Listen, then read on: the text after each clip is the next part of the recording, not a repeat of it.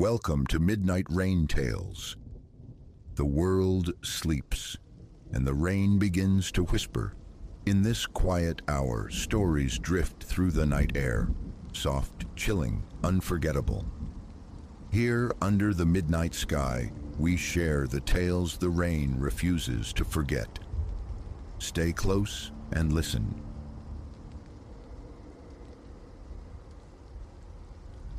A percussive tremor against the old front door jolted Elias from the shallow depths of recliner sleep. 11:47 p.m. glowed accusingly from the cable box. Tuesday. Outside, Hawthorne Lane slumbered beneath indifferent streetlights. Within these walls, inherited from his grandmother Alara, only the droning television salesman hawking miracle blades broke the silence. A crick radiated from his neck, a familiar penalty for succumbing to exhaustion in the worn leather chair. A second volley, 4 distinct raps this time, harder, demanding. Elias levered himself up, joints protesting the sudden movement. Ancient floorboards groaned their familiar complaints under his weight as he traversed the path to the entryway. The porch light remained stubbornly dark. Squinting through the fish-eye distortion of the peephole revealed little more than a silhouette against the gloom, a human-shaped void. "Who's there?" Elias projected his voice, aiming for firmness it didn't possess. "Does Alara reside here?" The voice that drifted back was masculine, unnervingly ordinary, the kind one might use to inquire about misdelivered mail. Alara, his grandmother, dead 12 years now.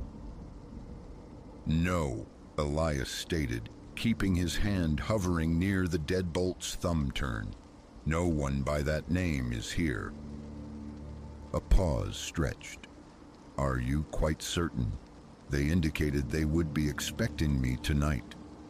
A prickle danced across Elias's forearms. Something in the cadence felt pre-recorded, polished smooth by repetition. "Who indicated that?" Elias asked. "Why, they did," the voice replied, still placid. "They instructed me to arrive precisely now. Alara and Silas would be waiting." Silas, his grandfather, gone since '89. "Listen," Elias tried, forcing steadiness.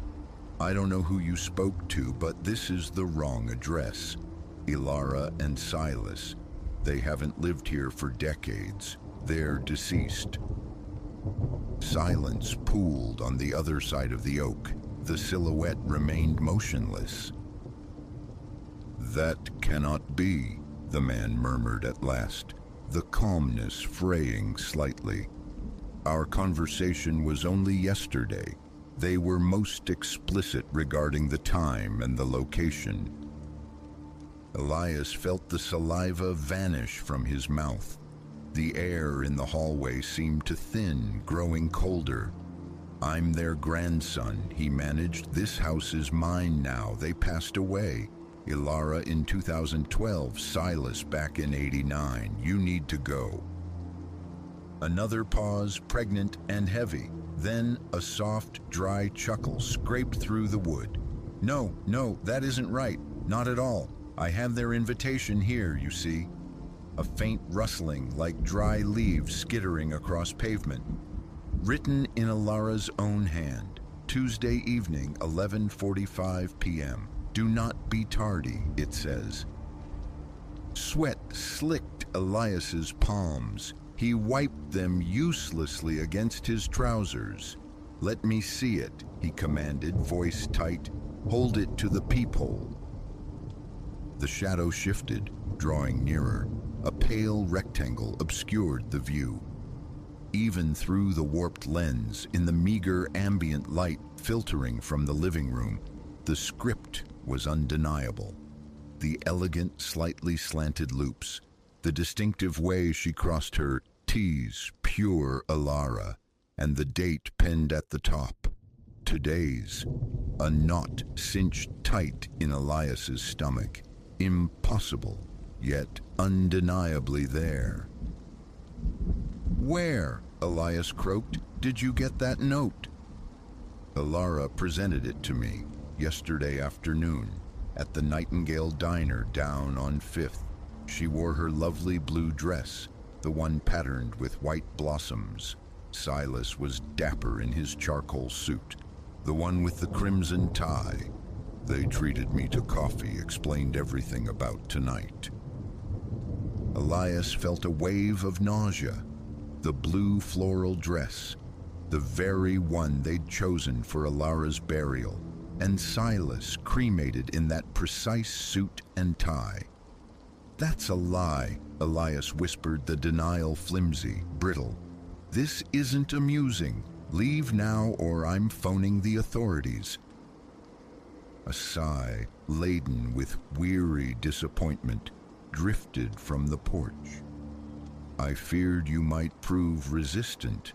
They warned me you might not grasp the situation, which is why they entrusted me with this." More rustling, closer to the floor this time. Then an object skittered across the threshold, sliding under the door. A photograph. With a reluctance bordering on physical pain, Elias bent, his fingers trembling as they closed around the stiff card. A Polaroid. The colors unnaturally vivid, startlingly fresh. There, crammed into a booth at the Nightingale, sat Ilara and Silas. Ilara radiant in her blue dress, Silas sharp in his charcoal suit and red tie. They beamed at the camera and squeezed between them. A man Elias had never encountered. Gaunt face, dark overcoat, the same figure whose shadow lingered outside his door. The date imprinted along the Polaroid's white border screamed yesterday's date. Elias's knees buckled. He staggered backward, the photograph fluttering from his numb grasp. "Now you comprehend," the voice intoned, regaining its eerie calm. "They await us. It would be impolite to delay further." The brass doorknob began to rotate, slowly, inexorably. Despite the deadbolt Elias knew was thrown, panic seized him. He scrambled away down the familiar hallway toward his bedroom, slamming the door shut behind him. Fumbling for his mobile, his thumb mashed at the screen. No service. The groan of the front door opening echoed down the hall, followed by the measured tread of shoes on the old wood. "They have arrived," the gaunt visitor called out, his voice resonating strangely in the enclosed space. "Ilara and Silas are here. They are so very pleased to see you." Then, chillingly, impossibly, Elias heard it. Ilara's light, musical laugh, Silas's deeper, rumbling chuckle. Echoes of childhood warmth now curdled into something dreadful, emanating from his own living room. The footsteps multiplied, drawing nearer. "Come out now, darling," Ilara's voice lilted, the sound achingly familiar yet utterly wrong. The knob on his bedroom door began its slow, inevitable turn. Elias pressed himself into the furthest corner, a trapped animal. The door swung inward. Framed in the dim light stood three figures, the gaunt visitor in his somber coat, and beside him, Ilara and Silas, precisely as depicted in the Polaroid, precisely as they were arrayed in memory and funereal attire. "There you are," Ilara murmured, her smile fixed, her teeth catching the scant light. "We have waited such a long time for this reunion." She extended a hand. Her skin possessed a gray, waxy sheen. Her fingers, when they brushed his, were colder than stone. "Join us." Silas urged, his voice a gravelly echo. His hand settled on Elias's shoulder, a heavy, chilling weight. The gaunt visitor lingered behind them, a thin smile stretching his lips, revealing teeth that seemed too long, too pointed. "Do not be alarmed," the visitor whispered, his voice like rustling silk. "They anticipated your reluctance, but once you perceive where we are bound, you will understand. They all do, in time." Alara's frigid grip tightened on his wrist. Silas's hand pressed down. The gaunt visitor leaned closer, his breath cold against Elias's ear. "Close your eyes now," he advised softly. "It eases the passage.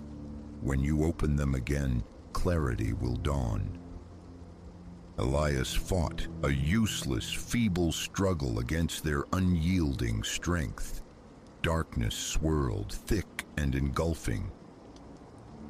"That's right," the visitor murmured. "Just so. Welcome to the reunion." The room dissolved around him. Vertigo claimed him. And then Elias snapped awake, gasping, back in the recliner. The television droned on, selling something different now. 3:17 a.m. The ache in his neck was fierce, his mouth parched. A nightmare, he told himself, heart hammering against his ribs. A vivid, terrifying nightmare. His eyes fell upon the coffee table. Laying there, stark against the dark wood, was the Polaroid. Ilara and Silas flanking the gaunt visitor, their smiles frozen, yesterday's date stark white at the bottom, and trailing from the front door, clearly visible in the thin layer of dust Elias perpetually failed to address, were three distinct sets of footprints. They led directly to the recliner where he sat. Elias remains in the house on Hawthorne Lane. Where else is there? But the recliner stands empty now, a monument to terror. He never answers the door after dusk, sometimes gazing through the steamed-up windows of the Nightingale Diner. He sees them. Ilara in blue, Silas in charcoal, the gaunt visitor between them, occupying their favored booth. They lift their hands in greeting, their smiles stretching unnaturally wide, their teeth seeming sharper each time. Waiting. They possess an unnerving patience, all the time in the world, or perhaps outside of it entirely. One evening, he knows, his resolve will crumble. He will slide into that booth. He will accept the offered coffee. And then finally, he will comprehend the things they yearn to show him. For now, the deadbolts remain shot, the doorbell disconnected. Curtains are drawn tight as soon as twilight bleeds into the sky. He tries desperately not to dwell on the envelope that arrived with this morning's post, addressed in Ilara's unmistakable script, an invitation dated for tomorrow. Their patience, it seems, is wearing thin. Soon the requests will cease. Soon they will simply come for him.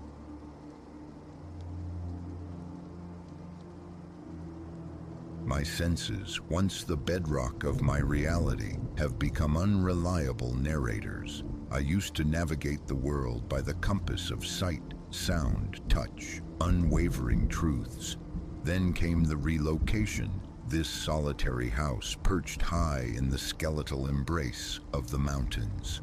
Now, certainty is a forgotten luxury. Upon arrival, the structure presented itself as utterly unassuming. A modest porch, a broad living space flanked by a pair of bedrooms, and a constricted staircase spiraling upwards. Its walls were austere canvases, the floors scarred timber planks, the window frames weathered veterans of time. Nothing about the architecture sang of distinction. Yet its seclusion promised a profound tranquility. The nearest soul resided a 20-minute crawl down a rutted dirt track. Here, I thought, silence would bloom, nurturing the focus my work demanded. How naive that assumption proved. The inaugural day dissolved in the rhythm of unpacking. Boxes yielded clothing, stacks of books, the cool metal shell of my laptop. I eschewed adornment, craving simplicity in the space. Window sashes were tested for smooth passage. Faucets twisted, coaxing water from the pipes. A faint, percussive rattle emanated from the pump. Yet it yielded sufficient flow for a bracing shower. Outside, I wandered beneath the towering evergreens, their ancient bodies groaning softly in the wind's passage. The air, crisp against my cheeks, carried the scent of damp earth and decaying pine needles as the ground sloped away behind the house. By the time twilight began to bleed across the peaks, a bone-deep weariness had settled in from the exertion of shifting boxes and arranging meager furnishings. On a temperamental electric stove, noisy, one burner stubbornly inert, I prepared a simple meal of pasta. Seated at a plain wooden table in the kitchen, the only sound was the intimate echo of my own chewing within the vacant room. Dishes deposited in the sink, hands wiped dry, the mundane rhythm felt intact. Then a soft thump. It originated somewhere near the threshold connecting kitchen to living room. Not loud, merely the suggestion of a small object meeting the floor. My first thought, settling contents within a carelessly stacked box. Rising, I flicked on the living room light, its glow illuminating the remaining cartons near a bookshelf. They appeared undisturbed.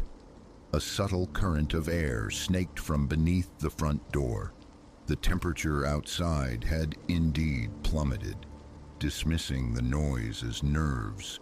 The jitters of solitude in an unfamiliar place seemed logical. The front door secured with a click, the living room plunged back into darkness. I ascended the stairs.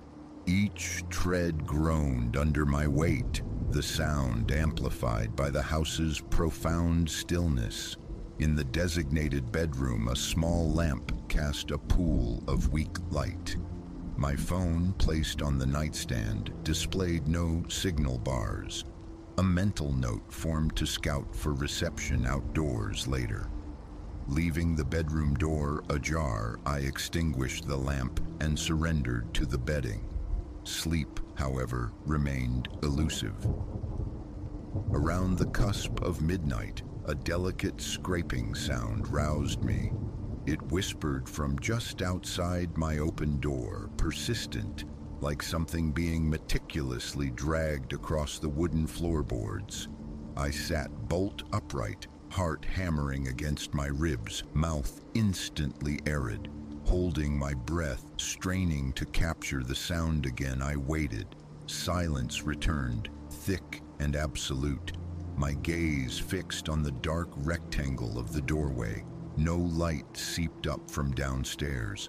A distinct chill permeated the room, raising gooseflesh along my arms, prickling the hairs at my nape. The impulse to reach for the lamp warred with a deeper reluctance, an uncertainty about confronting whatever lingered beyond the threshold.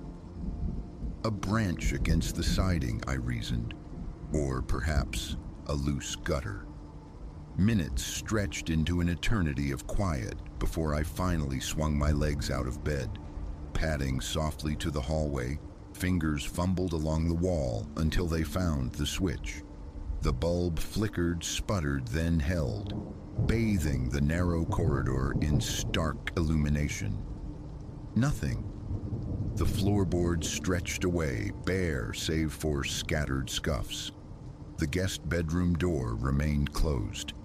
The bathroom door stood open, revealing emptiness.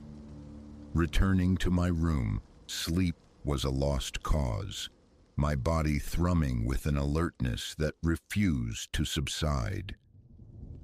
Morning found me stiff, unrested, eyes puffy. Descending the stairs for coffee, I confirmed the front door's lock remained engaged. Through the adjacent window, sunlight struck the mountains, painting the dense pine forests in shades of deep emerald beneath a drift of clouds.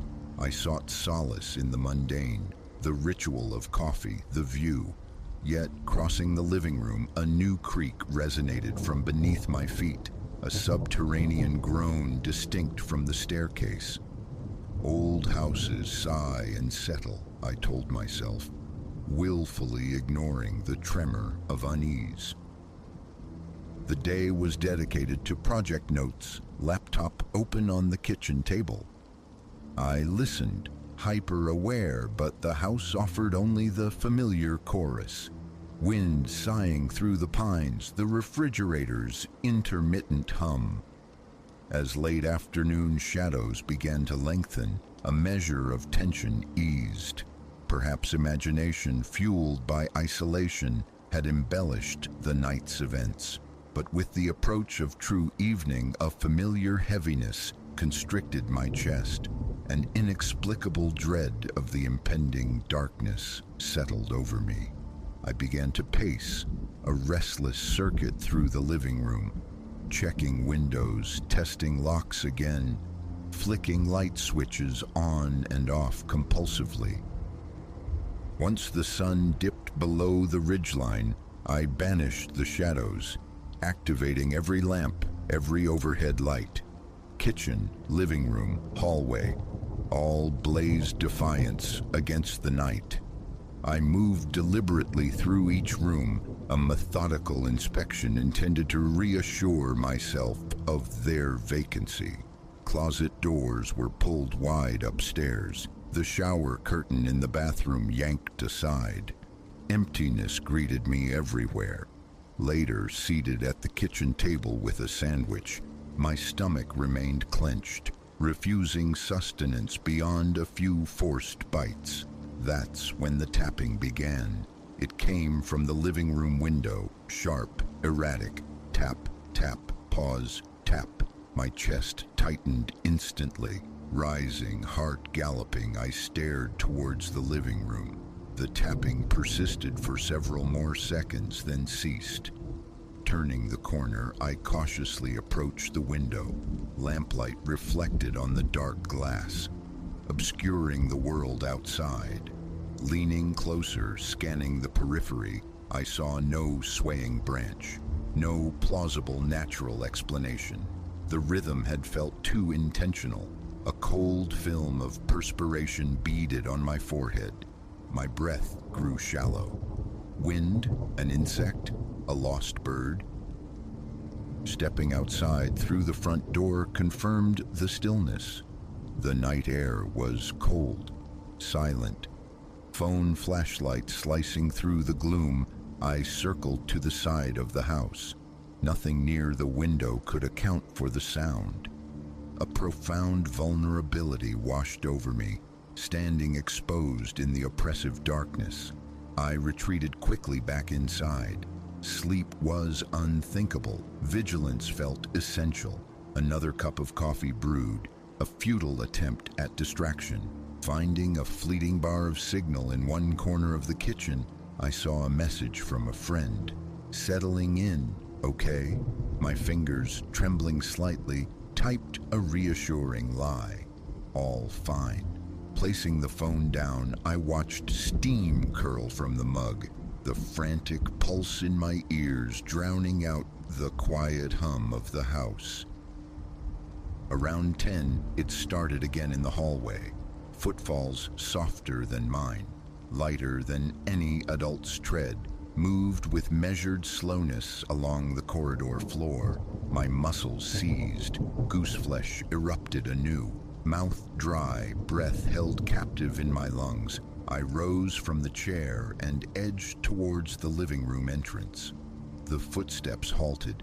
Peering around the corner, I saw only the illuminated, empty hallway. Then a soft rustling, reminiscent of fabric brushing against a surface, though no source was visible. My skin turned cold, eyes watering from the strain of searching the shadows. That's when I perceived it, a subtle distortion shimmering at the far end of the corridor, near the staircase base, like heat haze rising from asphalt, yet contained, localized. Blinking did nothing to dispel it. The anomaly wavered, swayed gently side to side. My heart hammered against my ribs, a frantic drumbeat. I tried to speak, a knot tightening in my throat. "Hello?" The word emerged cracked, fragile. The shimmering blur flickered violently for a second, then simply wasn't there. The hallway stretched before me, empty once more. I stood rooted, pulse thundering, stomach churning. What had I witnessed? A part of me screamed to flee, to abandon this place, but another deeper current held me fast. This was my refuge. I had to understand. Walking towards the stairs, I activated the switch for the second floor light, calling out again into the silence. No reply.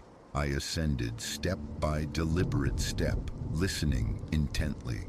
The familiar creaks punctuated my climb. Reaching the landing, I surveyed the upper hallway, empty. Both bedroom doors stood open. The guest room held only a few stacked boxes, no furniture. Shining my phone's beam into the corners revealed nothing but dust motes dancing in the light. Yet the fine hairs on my arms prickled upright. I pulled the guest room door shut and retreated to my own bedroom, sinking onto the edge of the mattress, struggling to regulate my breathing. Thoughts collided, frantic and disordered. Denial warred with the undeniable memory of the hallway's apparition, something intangible yet capable of movement, of sound. What did it mean? The pressure in my chest intensified. I could feel the frantic pulse in my throat. Rubbing my eyes, seeking clarity, I heard it, a soft whisper directly behind me, a single elongated word, unintelligible but undeniably present. I leaped up, spinning around to confront. Nothing. My heart slammed against my ribs. Scanning the floor, the room, the air felt distinctly colder near the foot of the bed. My breathing hitched. Backing away slowly, I stepped into the hall, pulling my bedroom door shut behind me. Leaning against the wood, I felt my legs shaking uncontrollably. A plan. I needed a plan. This presence seemed intent on making itself known. Calm, I decided. Remain calm. Observe. Perhaps it would reveal itself further. Descending the stairs again, legs unsteady, palms slick against the railing, I left every light burning. The living room glowed warmly, the corridor lamp shone, the kitchen remained starkly bright. I resumed my post at the kitchen table, waiting. My stomach roiled, the image of the hallway's shimmer replaying relentlessly. An hour crawled by in silence. A fragile sense of ease began to settle, only to be shattered as the overhead kitchen light flickered once, twice, then steadied. My gaze shot upwards, nerves jangling. Then from the living room, another soft thump, more akin to a muffled knock. Rising, I moved into the living area. The lamp illuminated the couch, the small coffee table. A visual sweep revealed nothing amiss, until my eyes landed on the small closet door tucked beneath the staircase. It was fractionally open. I distinctly recalled securing it earlier. Now a gap of several inches beckoned. Heart accelerating, I approached, my clammy hand closing around the cool metal knob. Pulling the door open, I swept the phone's beam inside. Shelves held cleaning supplies, a few empty cartons. One box lay on the floor, tipped onto its side. Kneeling, I saw it was empty but clearly disturbed. A faint rustling whispered from behind the remaining boxes. I directed the light, finding nothing. As I straightened, my gaze caught a fleeting movement in the reflection of the large mirror hanging on the opposite wall. Something shifted behind me near the couch. I whirled, flashlight beams stabbing the space. Empty. My breath came in ragged gasps. For a split second, I'd perceived a humanoid outline, crouched low beside the furniture. Fear stung my eyes, constricted my chest. Frozen, I listened. The house held its breath. Then, a subtle displacement of air, a gentle current brushing past my left shoulder, stirring the fine hairs on my arm. My pulse surged violently. Turning again, flashlight sweeping wildly, revealed only empty space. My mouth was parched. Swallowing felt difficult. A dull throb began behind my temples, fueled by adrenaline. I had to speak again. "What do you want?" The question trembled in the air, my voice thin and reedy. My hands shook. Addressing the empty room felt absurd, yet what alternative remained? Seconds ticked by, unanswered. Then a faint, dry scratching sound emanated from the wooden floorboards. The hallway, again. My stomach plummeted. Walking towards it, each footfall deliberate, I felt the texture of the aged wood beneath my soles. Near the hallway's entrance, I saw them. Faint, fresh gouges marring the surface. Kneeling, I traced them with a fingertip. Shallow, superficial, but undeniably new. A chill traced its way up my spine. Something had made these marks. Standing, I peered down the illuminated corridor.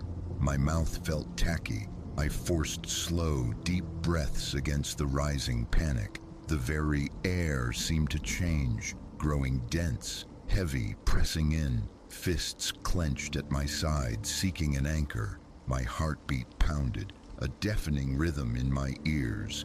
And then I saw it. Not a blur this time, but a silhouette standing directly ahead. Indistinct, lacking solid form, yet possessing a clear outline that shifted, swayed with an almost hypnotic rhythm. Tall, slender, primal instinct screamed, "Run!" But my feet were leaden anchors. I stared, throat clamped shut, mind reeling. One hesitant, shaky step forward. The silhouette recoiled, gliding backward along the wall. The corridor lights flickered erratically. My palms were damp. A shuddering breath escaped me. It felt intentional, like guidance.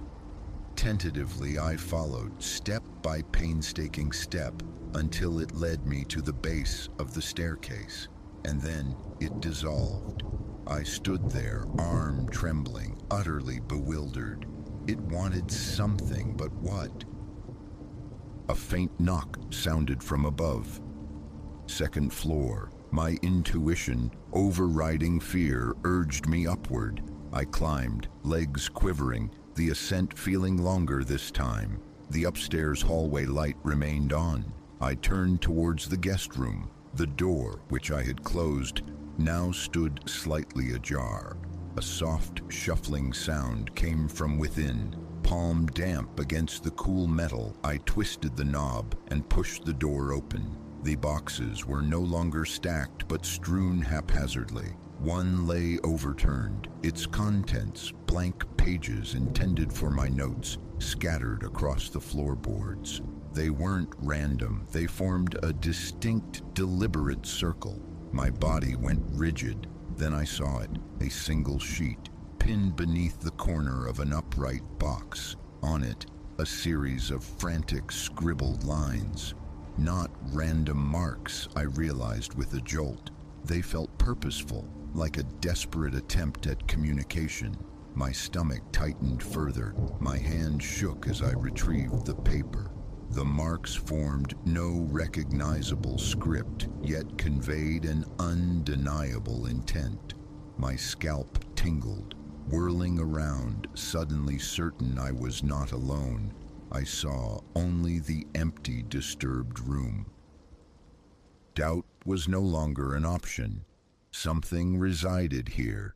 It manipulated objects, made sounds, left physical traces, attempted contact. Rationality screamed for retreat, yet an equally powerful force compelled me to stay. The remainder of the night was spent in the brightly lit living room, a sleepless vigil punctuated by drifting consciousness and jarring awakenings at every creak, every flicker. My body cried out for rest, my nerves frayed to snapping point. Now, as dawn paints the mountain peaks in hues of rose and gold, I sit, contemplating the path forward. The events are undeniable, etched into my memory, scratched into the floorboards. This presence, palpable in the very air I breathe, is real. My heart still leaps at the memory of the hallway silhouette. Its motives remain obscure, but its desire for attention is unmistakable. Is there more it needs to show me? Fear remains a cold knot in my gut, yet it's intertwined with a burgeoning, insistent need to understand. Exhaustion weighs me down. My mind is a battlefield of conflicting impulses, but I am not leaving. Not yet. I sought solitude and inspiration in this remote place. I found something altogether different. Tonight I will watch. I will wait. I will see what happens next.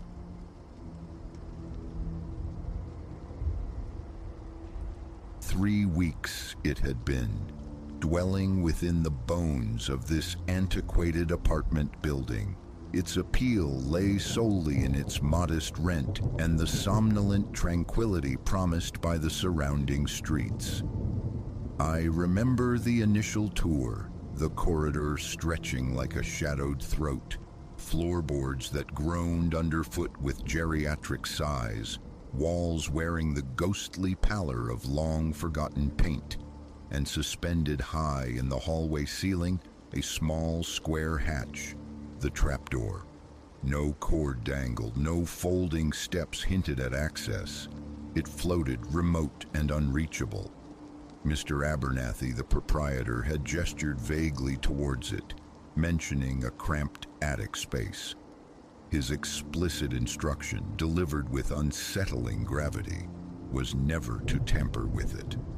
Unsafe, he'd pronounced, his tone discouraging further inquiry. Details were withheld, and I, eager for the affordable quiet, hadn't pressed. Just another eccentricity of an older structure, I surmised. A profound miscalculation. The first night unfurled in blessed stillness until the deep hours, near 2. A delicate thumping roused me, originating directly overhead. Slow, deliberate footfalls, it seemed. I lay rigid, eyes wide in the dark, my heart a frantic drum against my ribs.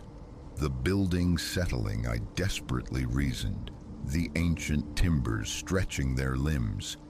Then came a faint, dragging shuffle, the sound of a hesitant foot scuffing across bare wood. Propelled by a surge of adrenaline, I threw back the covers, flooding the apartment with artificial light, room by room. Sweat slicked my palms. A band tightened around my chest. I listened, straining against the sudden silence that answered my frantic illumination. Minutes stretched taut. Nothing.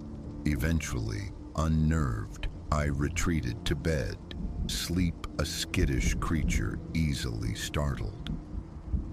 The subsequent night, the sounds returned. Earlier this time, closer to midnight's chime.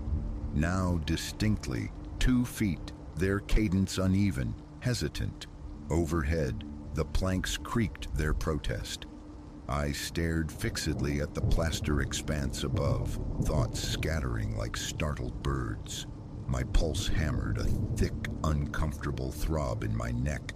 Rising, I padded barefoot into the corridor, cotton shorts, thin t-shirt, and tilted my head back.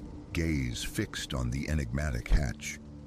Mr. Abernathy's warning echoed, devoid of substance, of reason.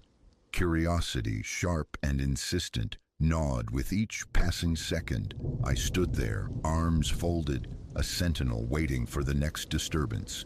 A low, abrasive scraping emanated from the trapdoor itself, like fingernails tracing patterns on wood. My entire frame went rigid. Another night, I resolved I would endure. I sought refuge in the kitchen's mundane reality, drank cool water, forced myself back beneath the sheets. Pulling the blanket to my chin, my eyes remained locked on the ceiling. The noises ebbed and flowed. Silence, then the scuffle, the creak. At one point, a whisper breathed through the floorboards, soft, unintelligible. A plea, perhaps? It rose and fell with a peculiar sighing rhythm. I clamped my hands over my ears, a cold dew beading on my forehead. Sleep, when it finally came, was shallow and troubled.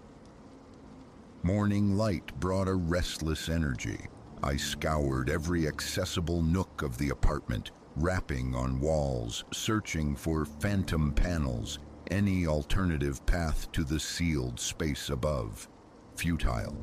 The trapdoor remained the sole visible threshold. Balanced precariously on a dining chair, I pressed my ear flat against the cool wood. A faint, muffled echo rewarded me, the ghost of movement, distant, indistinct. I jumped down, a curse escaping under my breath, and snatched my phone. Mr. Abernathy answered, his voice thick with weariness. I recounted the nocturnal disturbances, the footsteps. A sigh traveled down the line before he reiterated his counsel. Leave the attic undisturbed, it wasn't safe. Were there vermin? I asked. No, he stated flatly. Pressed for an explanation, he retreated into silence, refusing further discussion. Frustration surged, but I let it drop. Hanging up, I placed the phone on the counter, my gaze drawn inexorably upward. A queasy knot formed in my stomach. I wiped damp palms on my jeans, struggling to banish the ceiling from my thoughts. By the third night, my nerves were frayed wires. Daytime focus dissolved, my mind compulsively replaying the phantom sounds. That evening, they commenced again, but amplified. The shuffle, the insistent scratching, and the faint voice now imbued with a chilling desperation, a hollow timbre that seeped through the plaster in the living room. I muted the television, standing directly beneath the locus of the disturbance. The familiar tightness constricted my chest. My heartbeat slugged against my ribs. Slow, deliberate breaths did little to steady the tremor in my hands. The sounds persisted for the better part of an hour. Curiously, my own movement seemed to trigger pauses in the activity overhead, only for it to resume moments later. Around one, a rapid sequence of taps resonated from the attic floor. Gooseflesh prickled my arms. I bolted to the hallway, staring up at the hatch. The sound was directly above. From the closet, I retrieved a broom, its handle a flimsy weapon. Raising it, I tapped the trapdoor 3 times. My breath hitched. Silence descended, absolute for a pregnant moment. Then the whisper returned, immediate, intimate, right above the wood. Low and sibilant, it resonated not in my ears, but in my bones. I recoiled, pulse galloping. Action was imperative. The following day saw me at the local hardware emporium, acquiring a modest stepladder. Back in the apartment, bathed in the deceptive innocence of afternoon sun, the hallway seemed ordinary. I positioned the ladder beneath the hatch, my intent merely to ascertain the presence of a latch or lock. Ascending slowly, a lightness invaded my head, accompanied by a dull ache behind my eyes. My fingertips brushed the wood. A tentative push yielded nothing. It felt fused shut. Another nudge, firmer this time, still immobile. I tapped it gently, listening intently. Silence from above. Descending, I folded the ladder and concealed it in my bedroom, deciding to await nightfall to observe if my proximity had altered the unseen occupant's behavior. Around 10, I extinguished the living room lights, leaving only a single dim lamp casting long shadows in the hallway. I positioned myself in the gloom near the trapdoor, waiting. An hour bled away in silence. Another followed. A fragile sense of relief began to bloom. Perhaps fatigue and suggestion had conspired against me. Then, just shy of midnight, the scratching erupted anew so abruptly I flinched violently. A soft, grating scrape, succeeded by heavy, lurching footsteps traversing the attic floor. My scalp prickled, my own heartbeat thundered in my ears. The whispering resumed, closer now, undeniably closer. Short, clipped syllables, guttural, as if forced through clenched teeth. My thoughts tangled.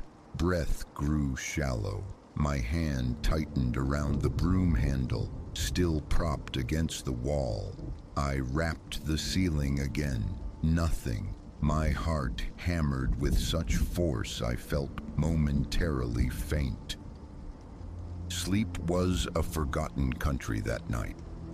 I paced the confines of my living room, fueled by stale coffee, my gaze repeatedly snagging on the hallway entrance. The urge to violate Mr. Abernathy's warning, to wrench open that forbidden door, became a physical ache. Yet his words circled, a persistent drone. What if there was something needing help, or merely an animal trapped and terrified? This limbo, this nightly siege, was unsustainable. My nerves felt scoured raw. The next day, I reached out to Marcus, an old friend versed in the idiosyncrasies of aging architecture.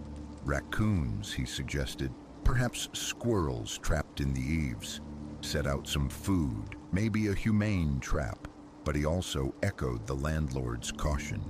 Liability issues, structural dangers. His pragmatic advice felt hollow, unsatisfying. I thanked him, disconnected, and spent the remainder of the day attempting distraction. Television, a walk around the block, a solitary late dinner.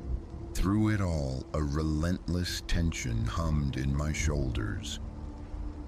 That night surpassed all previous horrors. Around 11, a resounding thud from the attic jolted the hallway light fixture, making it sway drunkenly. I sprang from the couch. A low, grating noise followed, the unmistakable sound of something weighty being dragged. Then the whispering surged, louder, more insistent than ever before. My mouth turned to dust. The knot in my stomach cinched tighter. Ladder deployed, broom clutched like a talisman. I ascended once more, pressing my ear to the trapdoor. The voice was immediate, right there, anguished, furious. The distinction blurred. A profound chill permeated my skin. Tentatively, I pushed upward on the door. It resisted. I applied more force. It held fast. Then, shockingly, something pushed back from the other side. A sharp, sudden jolt. My balance evaporated. I scrabbled wildly, nearly tumbling from the ladder. Scrambling down, heart seizing in my chest, I gasped for air. Staring up, I half expected the hatch to fly open. It remained sealed. The voice vanished. I stood trembling in the hallway, breath ragged, arms shaking uncontrollably. For the remainder of the night, I barricaded myself in the bedroom. The television's artificial chatter a poor shield against the silence. Morning inspection revealed a minute discrepancy, a slight gap near one corner of the trapdoor as if shifted from within. Touching the wood, my fingers traced deep grooves, disconcertingly like claw marks. Old damage or fresh evidence. The urge to flee warred with the grim reality of my finances. Mr. Abernathy knew. He had to know something resided up there. My resolve hardened. Tonight, consequences be damned, I would open that door. By 9 p.m., the ladder stood sentinel again, flashlight in one hand, a newly acquired crowbar in the other. My plan: pry open the hatch, illuminate the unknown.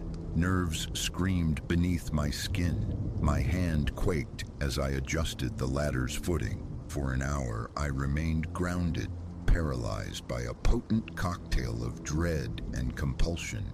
I saturated the hallway and adjacent rooms with light, yet the apartment felt unnaturally cold, defying the thermostat's steady reading. At 10, the first tentative creak sounded from above. My breath hitched. My palms grew slick. Gripping the crowbar, I began the slow ascent. I wedged the tool's tip beneath the door's edge, applying steady pressure. The wood groaned in protest. A subtle vibration traveled up the metal. Resistance faint but definite, as if something braced itself on the opposite side. I levered harder. A scraping sound. The door lifted marginally. A cascade of dust and brittle debris rained down, stinging my eyes.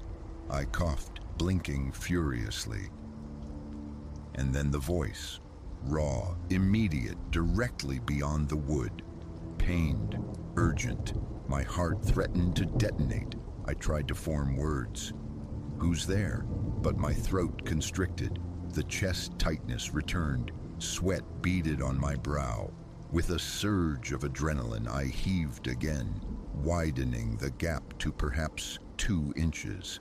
I thrust the flashlight beam into the narrow aperture. Darkness swam with dancing dust motes. I scanned frantically for movement. Suddenly, violently, something slammed against the door from inside. The impact shuddered through the ladder. My grip failed. My foot slipped. The crowbar tumbled, clattering harshly on the hallway floor below. Instinctively, I grabbed the trapdoor's edge to stabilize myself. The gap slammed shut, brutally pinching my fingers. A strangled cry of pain escaped me as I nearly pitched backward. My ring finger throbbed, possibly fractured. I stumbled down the remaining rungs, hissing through clenched teeth. The door was sealed once more. A final faint whisper brushed against the wood. Then silence reclaimed the space.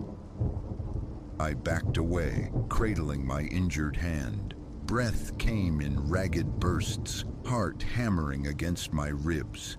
Dizziness washed over me. I switched off the flashlight, setting it carefully on the floorboards. My gaze remained fixed on the trap door.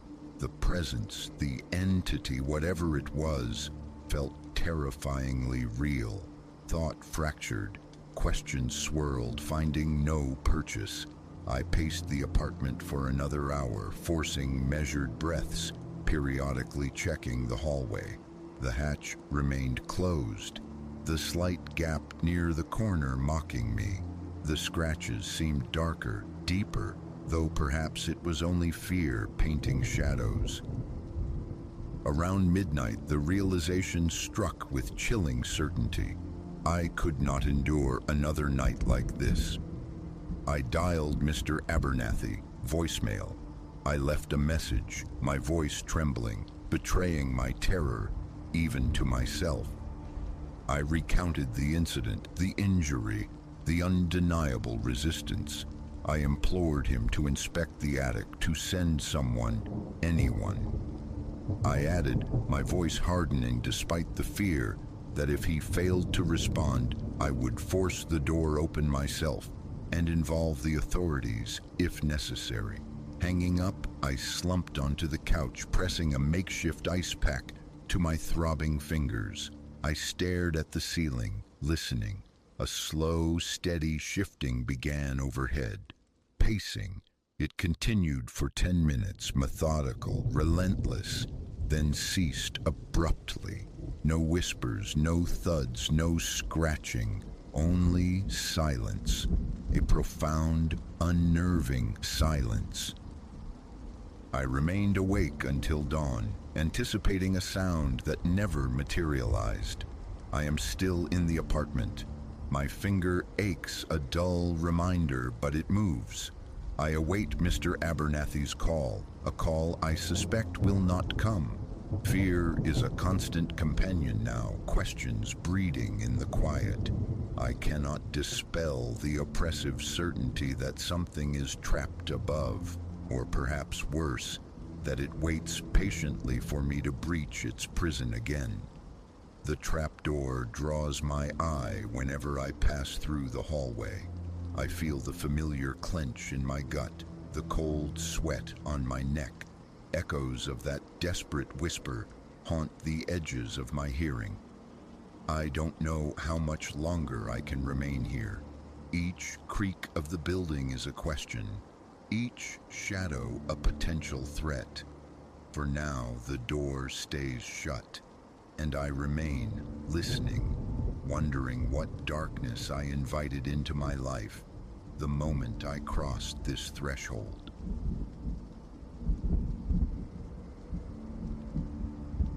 The first blow slammed me against the harness, a brutal shove that stole my breath. Steel groaned. Then came the second impact, a vicious wrench that sent my world spinning towards the blur of the guardrail, my hands fighting a losing battle for command. One certainty seared through the panic. This was no mere accident. This was a hunt. It had begun under a sky bleeding hues of dying fire and bruised plum, a 6-hour return from business that dissolved into the familiar rhythm of the highway. I'd watched the sunset unfurl, a spectacle of transient beauty, a profound calm settling over me. That piece, delicate as spun glass, was poised to shatter. 4 hours melted away, the asphalt ribbon spooling endlessly under my tires. The monotony was punctuated only by the fleeting lights of rest stops or the sleepy blink of small towns. As twilight deepened into true night, traffic evaporated, leaving me adrift in the vast, dark solitude I usually savored. Then the twin predators appeared in my mirror, 2 points of light, clinging stubbornly. At first, a triviality, just another traveler on the interstate. But mile after silent mile, they mirrored my speed, refusing the empty lanes offered for passing. A cold tendril of unease curled in my gut. A cautionary tap on the brakes, a silent question. No response, only a surge forward, the distance shrinking, the glare intensifying. My pulse quickened, a frantic bird trapped in my ribs. This was wrong. My foot found the accelerator, urging the engine to a higher pitch, carving out a buffer of space, a fleeting reprieve. Then their lights swelled again, locking onto my pace. What in God's name?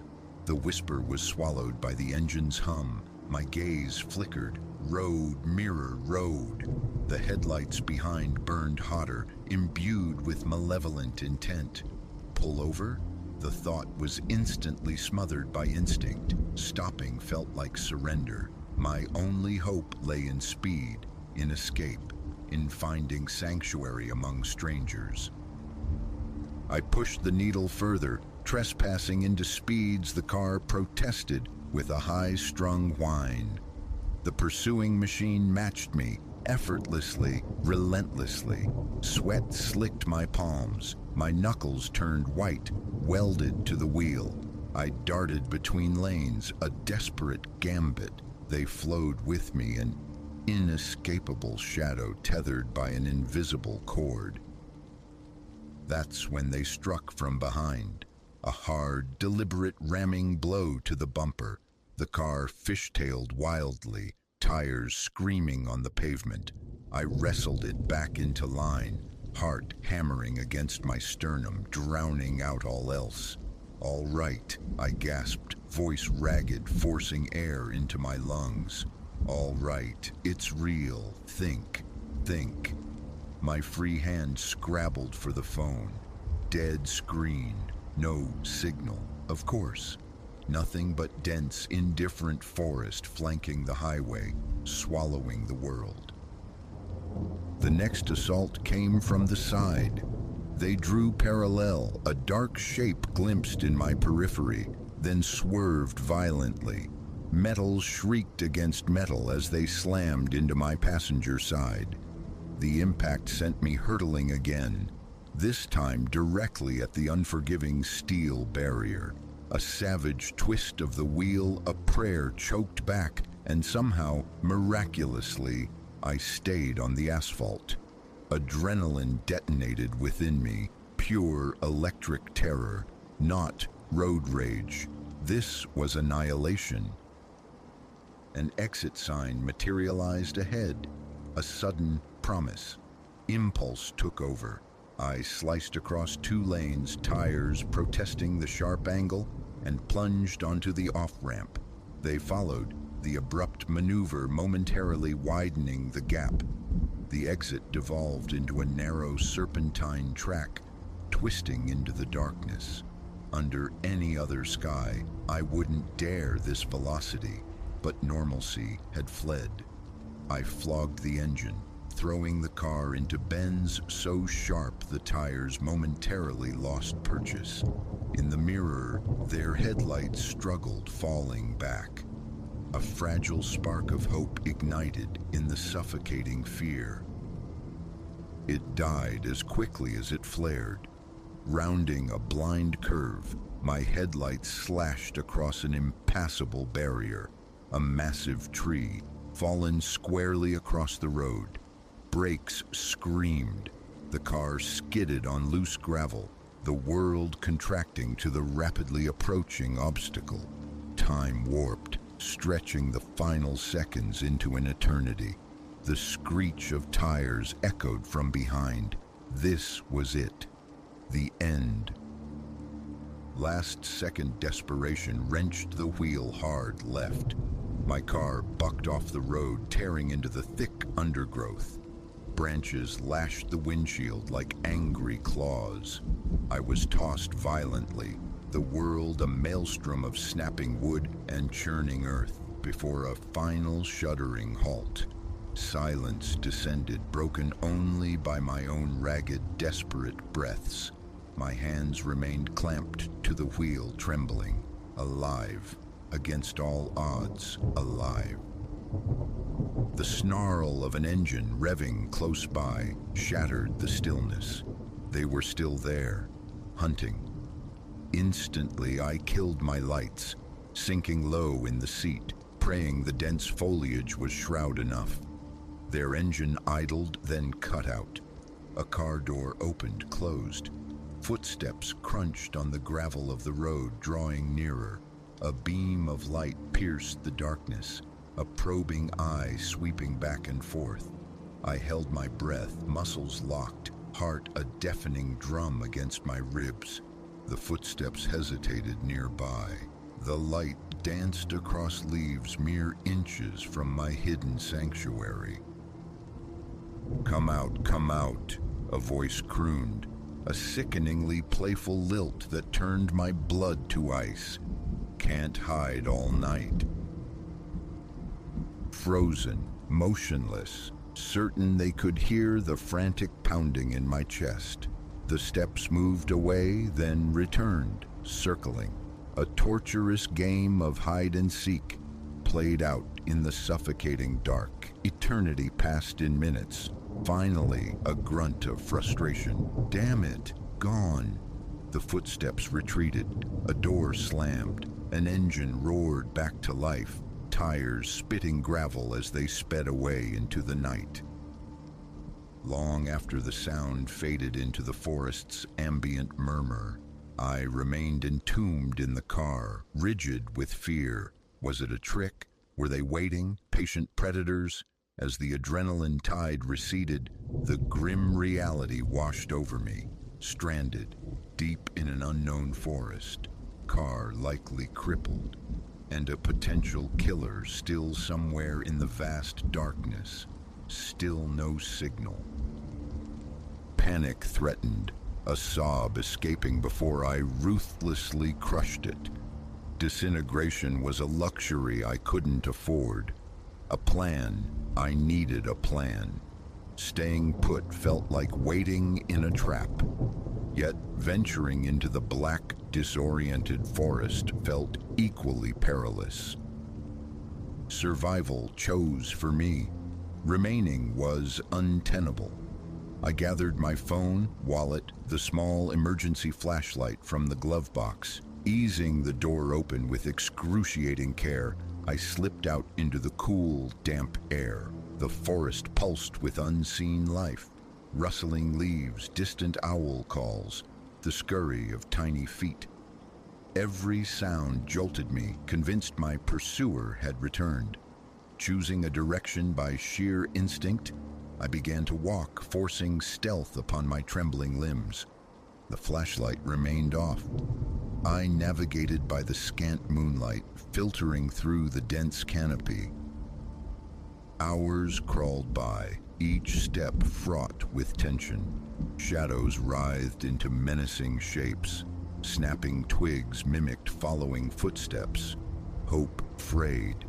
Just as I contemplated collapsing onto the damp earth, surrendering to fate, I saw it, a fragile speck of light piercing the oppressive dark. Unmistakably man-made, a surge of desperate energy propelled me forward, ignoring the stinging branches, the burning ache in my legs. Closer now, it resolved into a small cabin, smoke whispering from its chimney, warm light spilling from the windows like a promise. I stumbled from the tree line, a disheveled, wild-eyed apparition. An elderly couple on the porch startled violently at my sudden emergence. "Help!" I choked out, my voice a raw rasp. "Please, help me, someone, trying to kill me." The aftermath unfolded in a haze of flashing lights, paramedics, and the relentless tide of questions. They never found who hunted me that night. The pursuing vehicle turned up abandoned miles away, stolen earlier from a town I'd driven through, oblivious. Weeks bled into months, haunted by the attack. The question echoed, why me? Random violence or something chillingly personal? The not knowing festered, a wound deeper than any physical injury. Driving became an ordeal. Long journeys remained fraught, my eyes constantly scanning the mirror, hyper-aware of every vehicle nearby. The fear lingers, a phantom passenger, but beneath it something harder, something resilient. I survived. I evaded them, endured the terror. I remind myself daily, I am not merely the hunted, I am the one who got away. And I know now, no matter how dark the road ahead seems, I possess the strength to find the dawn.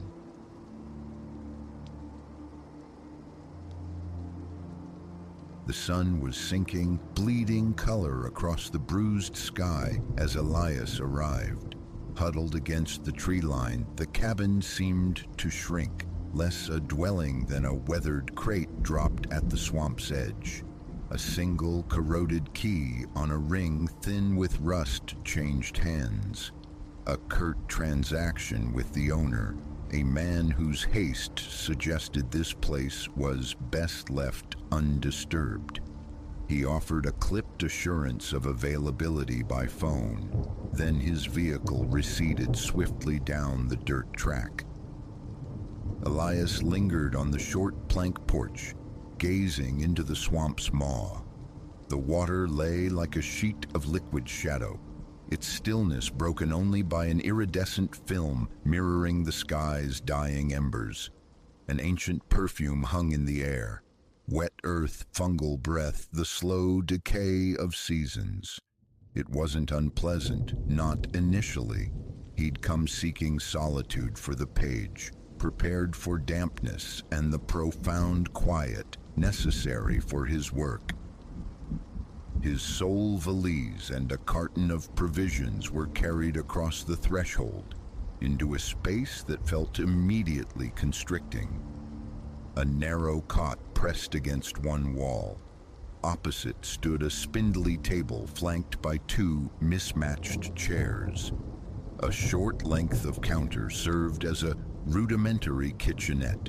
Brownish tide marks climbed the lower walls, testament to the swamp's occasional incursions. A pervasive dampness had seeped into the very grain of the wood, making every surface feel cool and slightly yielding to the touch. In a corner, a veteran gas stove stood sentinel. The cupboards yielded minimal offerings, a few plates, one cup, tarnished cutlery. Electricity, at least, was present, though the single bulb suspended from the ceiling offered only a hesitant, flickering pulse of light. Through the thin walls, the swamp murmured its nightly litany. A chorus of frogs, guttural and insistent, was punctuated by sibilant rustlings in the unseen reeds. An involuntary tremor ran through Elias, a shiver he dismissed as the nascent unease of solitude in an unfamiliar setting. He unpacked his laptop, placing it on the small table. The attempt to connect was futile. No tendrils of the digital world reached this far. His phone, too, struggled, displaying phantom bars that flickered and died. Calls were possible, eventually, but the lack of constant connection amplified the isolation, making the cabin feel even more adrift. When daylight bled away entirely, the morass outside turned impenetrable black. Stepping back onto the porch, Elias watched the moon ascend, a pale disk swimming above an unfurling shroud of vapor. Then he saw them, erratic glimmers hovering low over the water. Not fireflies, these lights were larger, possessing a dull internal glow, like spectral lanterns adrift. They bobbed and swayed, winking out behind curtains of fog, only to reappear moments later. A quickening drumbeat started in his chest. He held his breath, tracking their slow, meandering dance, waiting to see if they would approach. They remained distant, circling within the same veiled patch of swamp. Curiosity overriding caution, he decided to investigate. He descended the porch steps, his boots sinking into ground that yielded like saturated sponge. Reaching the water's edge, the smell intensified, acrid and heavy, the reek of rot and stagnation. Fog clung in thick, wet tendrils, forcing him to lean forward to pierce the gloom. The lights wavered perhaps 50 yards out. He strained his ears, listening for voices, any human sound, but heard only the muffled croaks and the soft susurrus of wind through the reeds. Beneath his feet, he thought he felt a subtle shifting, a subterranean gurgle, as if the mud itself were unstable. Gritting his teeth, he took a step back. Tension coiled in his arms, his heart rate escalating. The raw fact of his aloneness, here in this unknowable place, struck him forcefully. The lights continued their silent, flickering ballet. It was time to return to the perceived safety of the cabin. Inside, he tried to write, But the images of the lights intruded, persistent and unsettling. Sentences faltered. Frustration mounted. He shut the laptop. The buzzing filament of the overhead bulb grated on his nerves. He flicked the switch, plunging the room into near darkness, relieved to extinguish its epileptic glare. From a corner cabinet he unearthed an old oil lamp. Its flame, once lit, burned steady and clean, casting the small room in a warm amber glow. After a time, another sound crept into his awareness, a low, indistinct murmuring from outside, soft but persistent, like voices filtered through water or earth. He held his breath, concentrating, but it ceased abruptly. Setting the lamp on the table, he stood motionless, waiting. It began again, the same underwater whispering. A wave of cold washed over him. His skin prickled. He bolted the door, the flimsy wood and simple lock offering scant reassurance. He dragged the small table against it, a meager barricade against whatever lurked beyond. Sleep offered little refuge that first night. He kept the oil lamp burning low, its faint light animating the shadows on the walls. Each time he closed his eyes, the foggy lights drifted across his inner vision, accompanied by imagined shapes moving in the reeds. He must have succumbed eventually, for he awoke later to an abrupt, profound silence. The lamp had guttered out, leaving a faint, acrid scent of spent oil. His back protested the thin mattress. Pallid dawn light seeped through the single window above the cot, illuminating the damp patches on the ceiling, water stains like maps of past floods snaking down the walls. Pushing aside the thin blanket, he rose, a dull ache pulsing behind his eyes. He resolved to explore the swamp's perimeter in daylight, to better understand his surroundings. The morning air was viscous, humid, carrying a sour tang he could almost taste. The grass and weeds around the cabin were taller, more tangled than they'd appeared the previous evening. Gnarled, low-limbed trees stood half-submerged, their roots exposed like skeletal fingers gripping the dark water. Near the water's edge, the mud exerted a greedy suction on his boots, sighing each time he pulled a foot free. He discovered a small clearing sloping down to the water, the ground slightly firmer here. The swamp's surface was choked with lurid green algae, broken by small obsidian pools of open water. He scanned for tracks, for any sign of human passage, but found none. Only placid frogs perched on a rotting log and the sinuous retreat of a snake disturbed by his presence. Everything felt unnervingly still, yet beneath the quiet thrummed an undercurrent of unseen life. The whine of minuscule insects, the subtle ripples hinting at movement just below the surface. Most of the day was lost to abortive attempts at writing. He ate a lunch assembled from cans, then sat at the table, fingers poised over the keyboard, feeling the walls closing in, the low ceiling oppressing him. The swamp's pervasive odor seeped through every crack, a constant cloying presence. Outside, he heard small gurgles and sighs as if the morass itself were breathing. Mid-afternoon, desperate for relief, he opened the cabin's small windows. The breeze that stirred offered no freshness, only a thicker, wetter air, heavy with the scent of decay. But he left them open nonetheless. A persistent knot tightened in his gut, born of the smell, the isolation, and the obsessive refrain of those inexplicable lights. As dusk began to weave its shadows, Elias stepped outside once more. The fog was already forming, creeping in thin ribbons across the water's surface. His boots sank into the yielding earth. He listened intently, filtering the familiar amphibian calls and insectile hum, alert for anything else. Then a faint scraping noise, like reeds brushing against something solid, perhaps wood or canvas.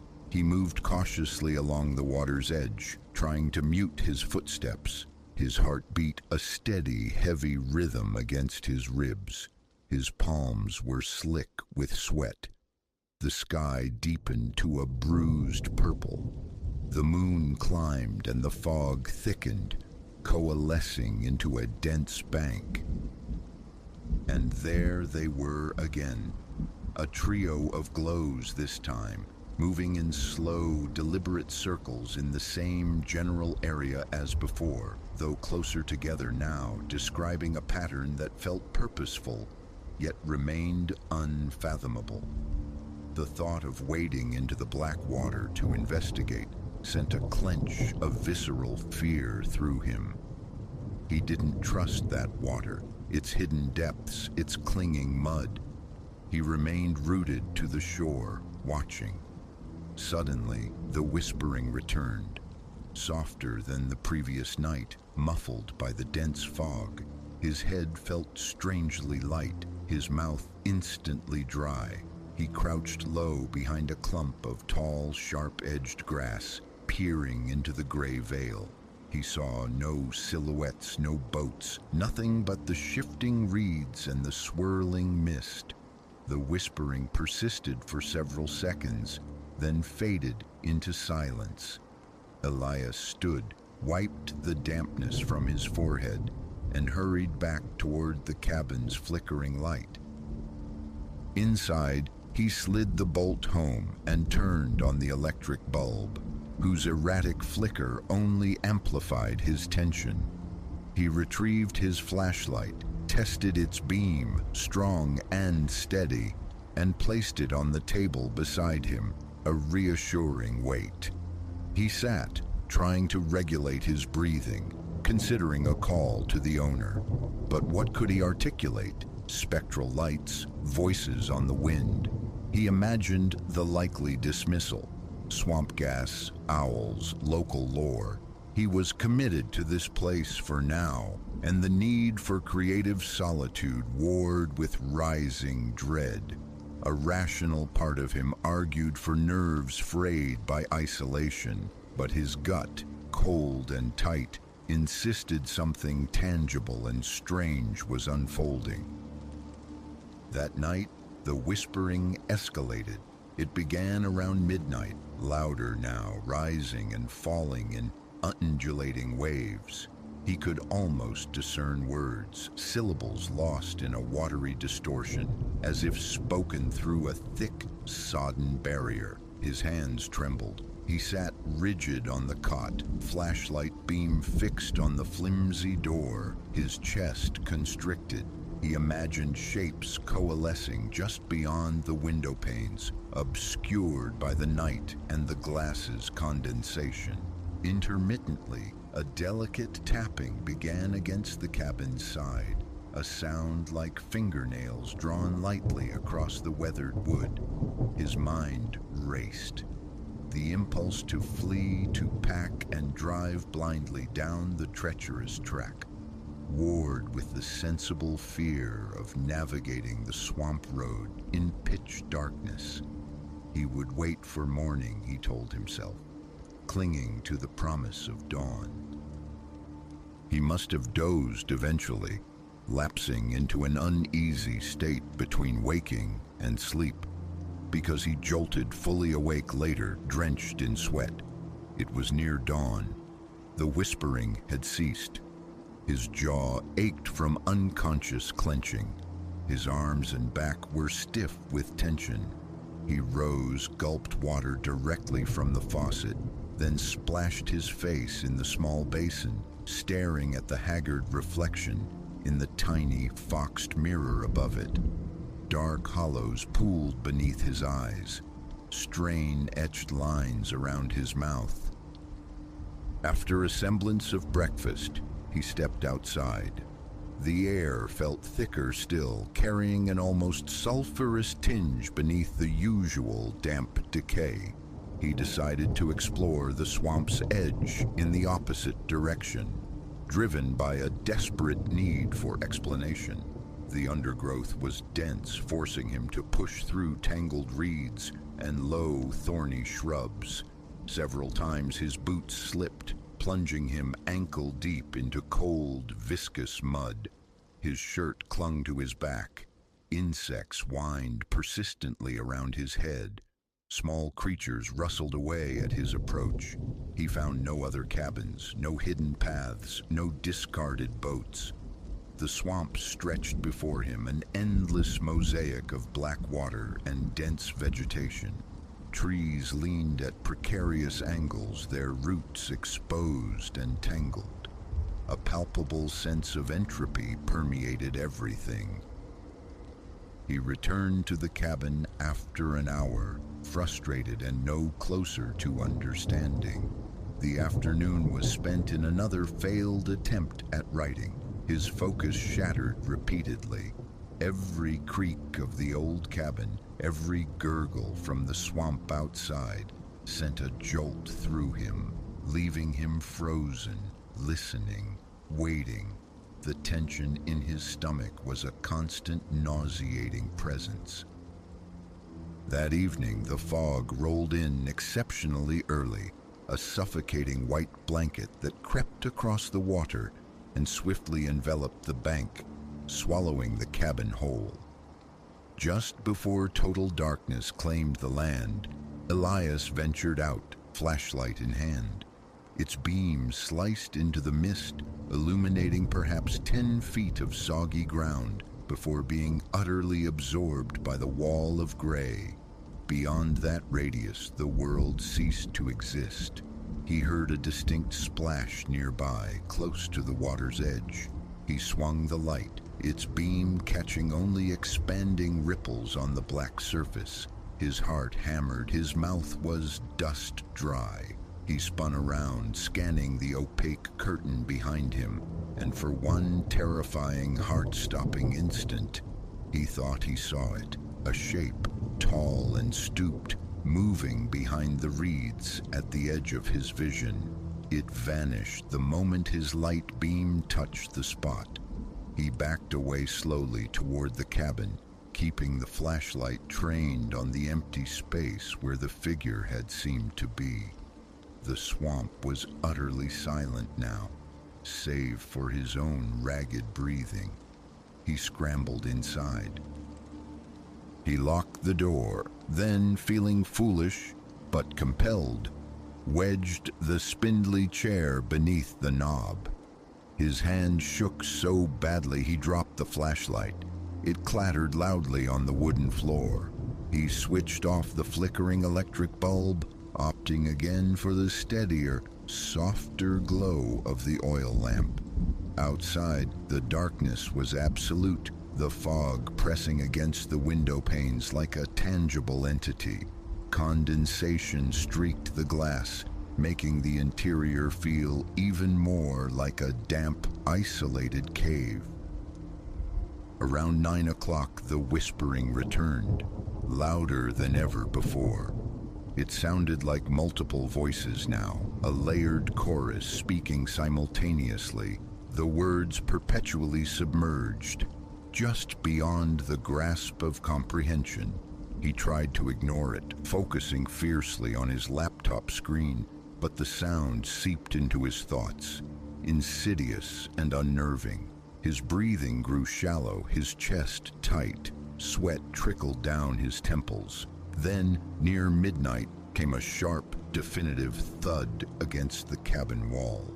Elias leaped to his feet, knocking over the chair he'd just placed. His heart hammered against his ribs, a frantic bird trapped in his chest. The whispering surged, growing more urgent, seemingly emanating from just outside the door. He snatched up the flashlight, crept to the door, and pressed his ear against the cool, damp wood. He heard dripping like water sluicing off something onto the porch planks. He heard a soft shuffling, perhaps movement in the mud, perhaps something else entirely. His mind spun, caught between the urge to yell, to confront whatever was out there, and the paralyzing fear of drawing its full attention. His mouth felt like sandpaper. Swallowing was difficult. He didn't know how long he stood there, frozen. 10 minutes, 30, listening to the unnerving proximity of the unknown. Eventually, gradually, the sounds subsided. The whispering faded, replaced once more by the monotonous drone of insects. But he remained on high alert, flashlight clutched in a death grip, until the first hint of gray dawn light filtered through the window. His entire body felt drained, exhausted, as if he'd spent the night wrestling an invisible assailant. His hands were stiff, his neck muscles rigid knots of tension. The moment sufficient light permeated the fog, Elias began to move. He stuffed his laptop and clothes haphazardly into his valise. On the table, he left a brief note for the owner, stating simply that he had to depart early. The deposit was meaningless. Escape was the only imperative. His stomach churned. His pulse still raced erratically. Stepping onto the porch, he surveyed the scene. The swamp looked deceptively calm, gray, and still in the early light. The fog had thinned, hovering now just above the water's surface. A small splash sounded in the distance, but it no longer held his attention. He walked quickly to his car, parked a short distance away. The ground felt treacherous beneath his boots, and he couldn't stop himself from casting frequent anxious glances over his shoulder, half expecting to see something emerge from the thinning mist or the dense reeds. He slid into the driver's seat, turned the key. The engine roared to life, a comforting mechanical sound in the oppressive quiet. As he pulled away from the cabin, maneuvering the car onto the muddy track, a palpable weight lifted from his chest. In the rear-view mirror, he watched the swamp recede, the cabin's dark roof briefly visible through the skeletal trees before disappearing altogether. His hands still trembled on the steering wheel, but he drove steadily, focused on reaching the main road. He didn't stop until he reached the first brightly lit gas station on the highway. Cutting the engine, he sat for a long moment, taking deep, shuddering breaths.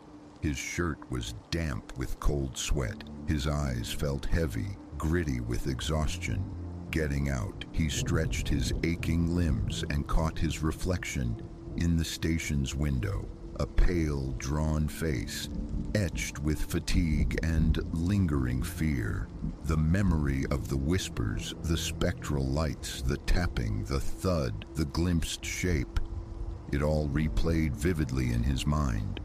Even here, miles away, a residual pressure lingered in his chest, a psychic residue of the place he hadn't fully escaped. But he was out.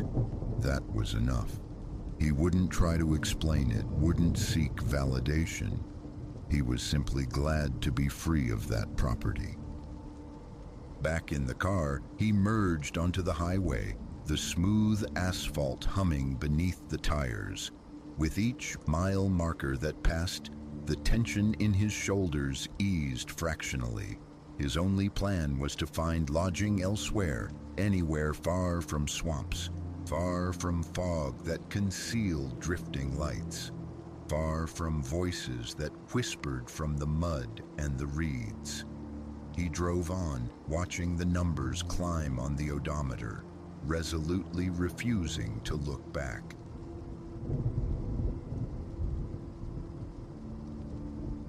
The first time the silhouette etched itself against the gloaming in our garden, I dismissed it. A phantasm born of fatigue, perhaps.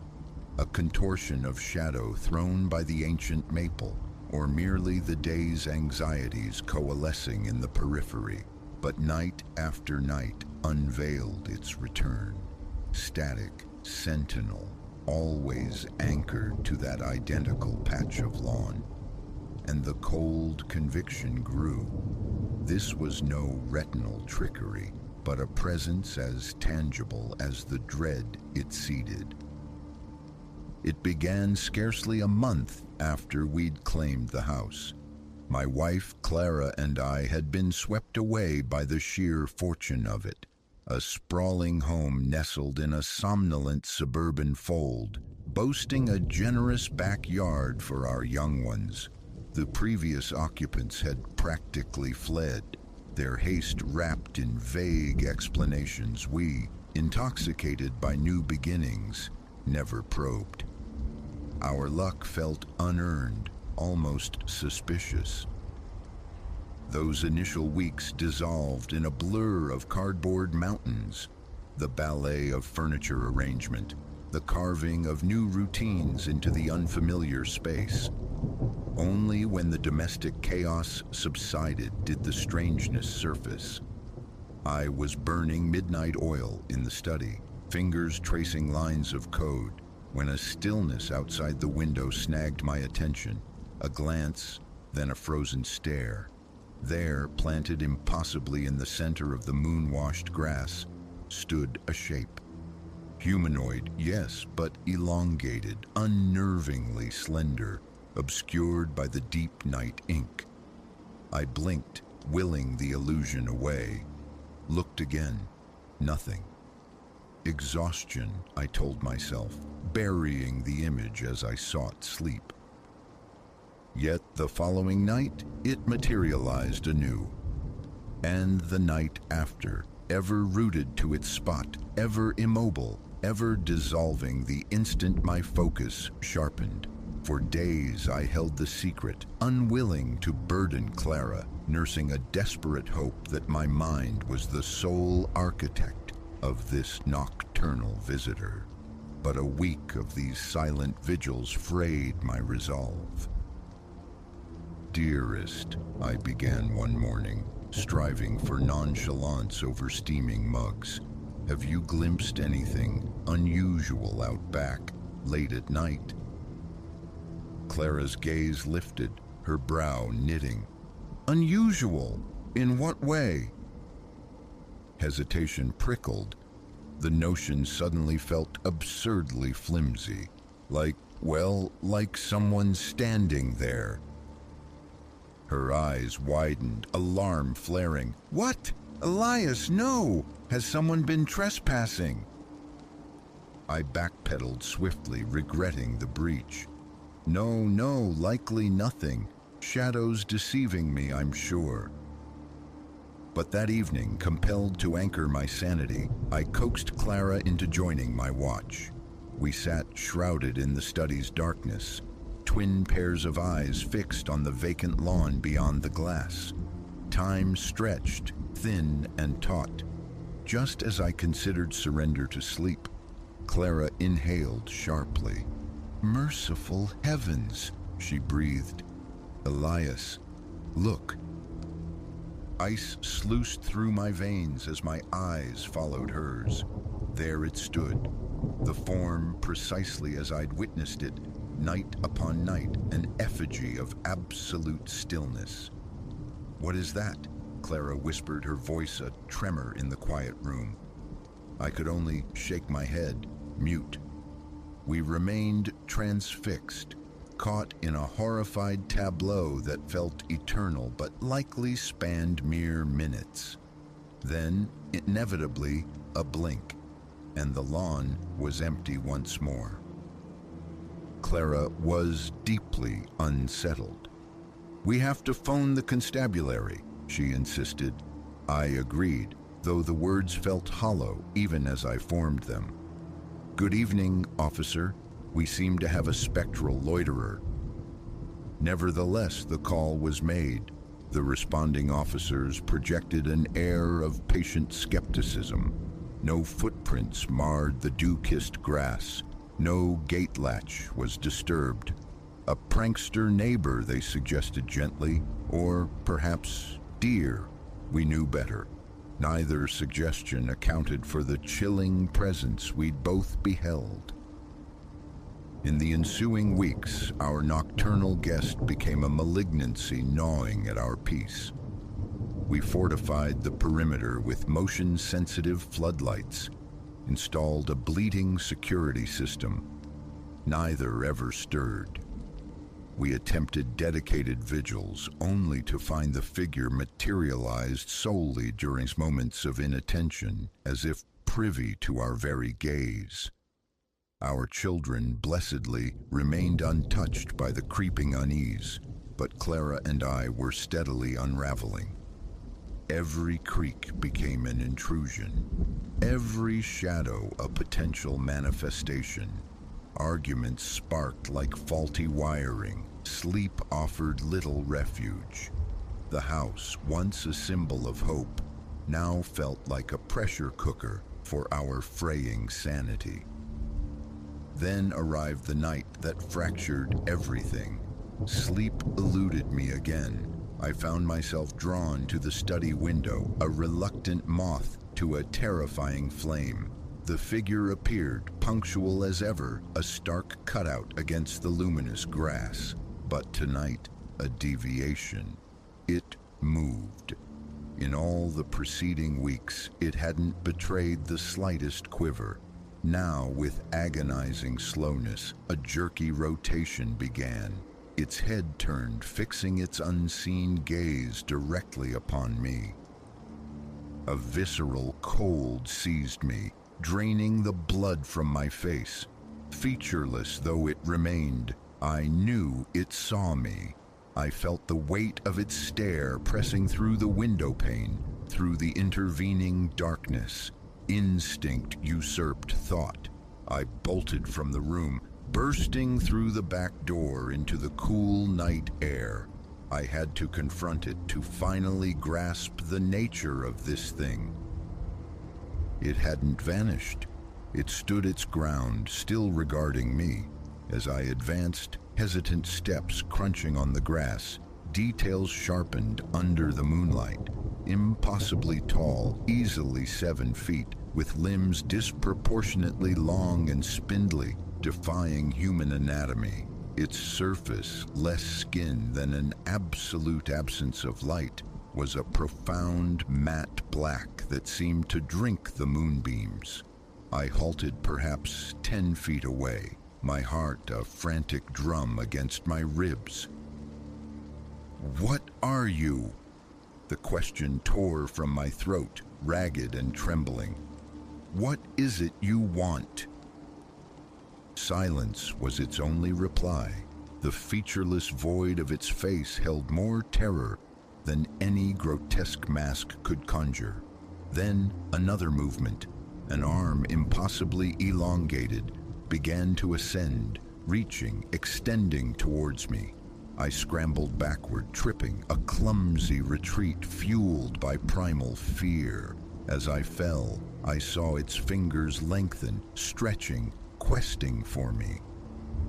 Suddenly, Clara was beside me, her hand a vice on my arm, hauling me upright.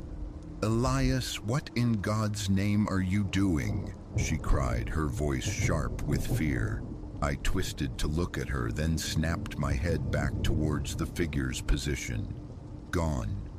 The garden lay serene and empty. Clara pulled me inside, her words a torrent of frightened reprimand for my reckless sortie, but her voice barely registered. My mind reeled, saturated with the image of that impossible form, the near touch that promised annihilation. The following day, seeking answers in the past, I contacted a local historian. His revelations struck a chord of profound dread. Our house, he explained, occupied land where an asylum once stood. not merely an asylum, but one notorious for its barbaric practices and staggering mortality rate. Demolished over a century prior, the ground had lain fallow until our subdivision rose from its troubled soil. There were always whispers, the historian confided, his voice lowered conspiratorially, even across the phone line. Legends about one inmate in particular, unnaturally tall, skeletal. They claimed he never uttered a sound, never seemed to sleep, just stood and stared. Some of the old folk still claim they've seen him, standing out there in the fields where the institution used to be. I thanked him numbly and ended the call, thoughts churning. A coincidence? Impossible. But how? How could a remnant from that distant, tormented past persist, manifesting in our ordinary backyard? That night, for the first time since the ordeal commenced, the figure failed to appear, nor the next night, nor the one after. A week bled into two. Tentative relief began to bloom. We allowed ourselves to hope that whatever presence had haunted us had finally dissipated. Then one midnight, a piercing scream shattered the quiet. Clara and I bolted from our bed, hearts seizing, racing towards our daughter Lily's room. We found her bolt upright, finger trembling as she pointed towards her window, face streaked with tears. "The long man," she sobbed brokenly. "The long man was looking at me." I lunged to the window, scanning the darkness. The lawn was empty, but there, pressed deep into the soft earth of the flower bed directly below, was a single immense footprint, impossibly long and narrow. We listed the house the very next day. The financial loss was irrelevant. Escape was the only imperative. As we drove away, casting a final, involuntary glance backward, I saw it, just for a heartbeat, framed in the upstairs window of what had been Lily's room. A tall, dark shape watching our departure. We reside across the continent now, having sought refuge in distance.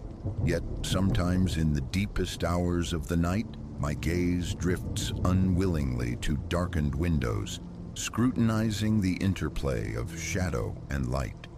And sometimes, fleetingly, I fancy I detect it, an elongated silhouette, perfectly still, observing, waiting, because a chilling certainty resides within me now.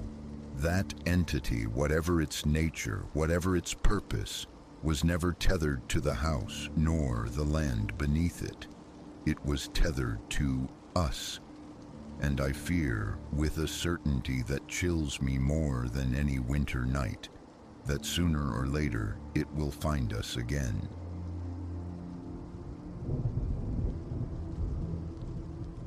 The apex meridian breathed around me, a monolith of glass and steel sighing in the nocturnal quiet. Or so I told myself the first time that faint, arrhythmic tapping echoed from the void above.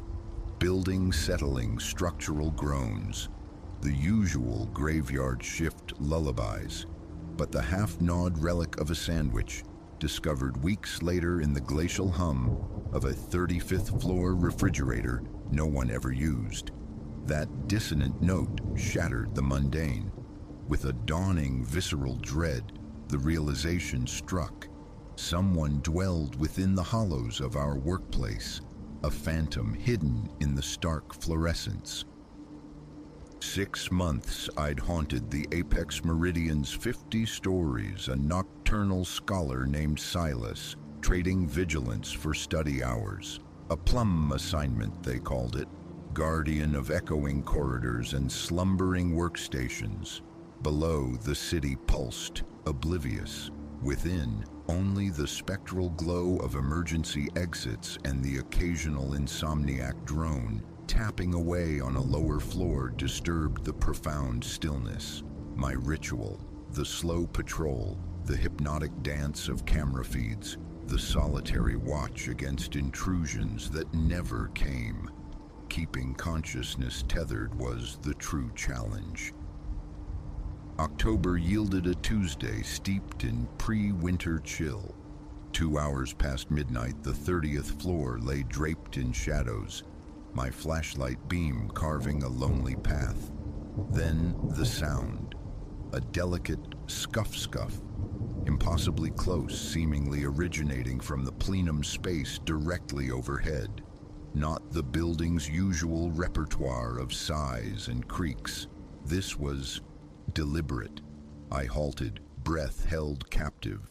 Silence pressed back, then another step, a whisper of friction, like something dragged reluctantly across concrete. My pulse leaped. Floor 31, directly above, was a tomb. I'd confirmed its emptiness not an hour prior.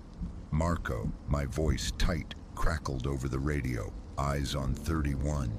A pause thick with static. Negative, Silas. Silent as the grave up there. What's up? Foolishness prickled. Nothing, just the architecture singing its usual song. Marco's easy dismissal. Place has got ghosts, Rook. Couldn't exorcise the disquiet. It festered. The anomalies accumulated, small tears in the fabric of the expected. A ceramic mug, lipstick stained, materialized in a sink I'd left gleaming. Entire banks of lights blazed defiance in sectors I'd personally plunged into darkness. Once, on 28, a monitor glowed, casting pale light on an abandoned social media profile, hours after the last keyboard fell silent. Marco waved them away. Late departures, forgetful staff. But a pattern was emerging, a subtle counter-narrative to the building's official emptiness. I began to scrutinize my patrols, less routine, more forensic. The faint indentation on a rarely used sofa cushion. Minute crumbs, not office dust, nestled deep in supposedly empty waste bins. The sandwich marked the turning point. A month drifted by since the first phantom footfalls. Floor 35, sealed off, swaddled in plastic sheeting for renovations, a dead zone. Yet within its dormant breakroom fridge, nestled amongst frost patches, sat the undeniable evidence, half a turkey sandwich on rye, meticulously wrapped. An absurdity, an impossibility. "Marco," I radioed, the words catching, 35th floor fridge. Someone left lunch. Confusion bled through his reply. 35. That's locked down tight, man. No access. Tell that to this sandwich. His arrival was swift. Together we dissected the floor, flashlights probing every shadowed corner, finding nothing but dust and silence. The sandwich remained, a silent, mocking testament. Descending in the elevator, Marco's skepticism had finally fractured. "All right, Silas," he conceded, his voice grim. "Logbook, everything, every flicker, every crumb. We nail this down." Our chronicle of the uncanny swelled. Packets of sugar vanished from locked cabinets. The executive shower on 42 discovered damp, smelling faintly of cheap soap, and always, intermittently, the ghostly tap-tap drag from unseen levels above.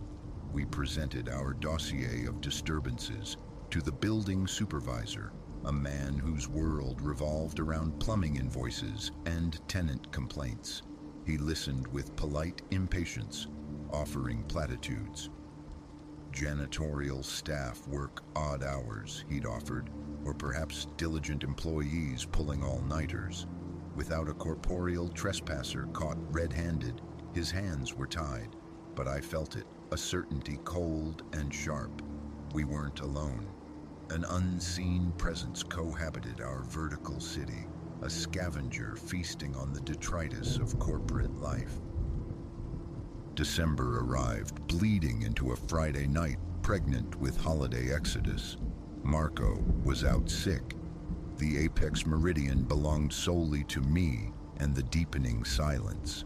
Then, abruptly, the world blinked out. Lights extinguished, monitors died. The hum of ventilation ceased.